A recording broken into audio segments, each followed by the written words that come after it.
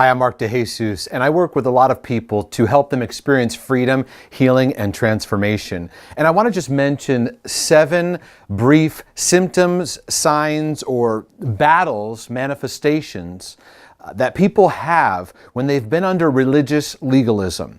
Because I love helping people to understand there's really more freedom in Christ than we could ever imagine, more than where we're currently living. And it's refreshing to know and to really taste and experience that. But here are 7 battles that people commonly face that are signs they've been under the influence of a religiously legalistic kind of environment that could even be spiritually abusive in many cases. One is the big one, which is performance-based Christianity, which is my sense of approval and affirmation is based on what I do.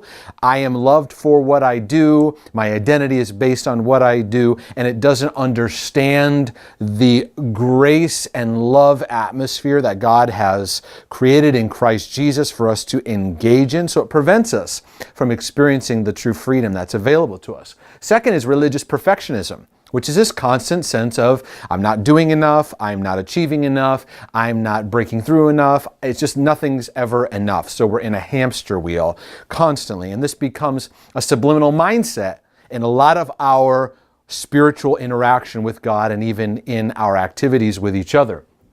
Third is self-condemnation. Now, this is where you get hard on yourself, where you don't know how to love and accept yourself the way that God does, to give yourself grace because God gives that grace to you in process. His grace is available to help you overcome. It's His empowerment. It's His work on your heart. It's His activation. It's His ability working through you. And so we become very condemning on ourselves. The evil one speaks thoughts of accusation, and then we come into agreement with it and get very hard on ourselves in our process. Many people are stuck because they're self-condemned in their process, and condemnation never produces freedom. It keeps you stuck in the same pattern.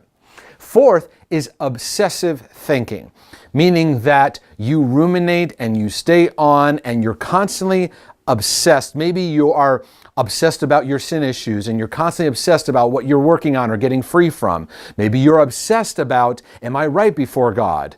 It's one thing to say, I want to make sure that my life is right before God. It's another thing to be obsessed about it because now it's tormenting you. It's one thing to say, you know what, I want to walk in holiness. It's another thing to be obsessed with, I'm not holy, I need to walk in holiness, I need to make sure that I'm reading my Bible, make sure I'm fasting, make sure I'm doing all these things. And they become obsessive, they become hyperactive in our lives.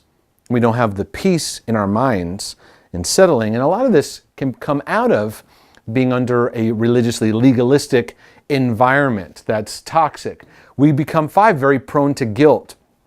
Guilt is a manipulative mindset, and we sometimes attribute all our guilty feelings to being the work and act of God, which we need to get clarification in, because guilt is a manipulative force, and God, His voice is not a guilt-ridden voice. He is a God who's holy, He's a God of light, He's a God of love, He's a God of relationship.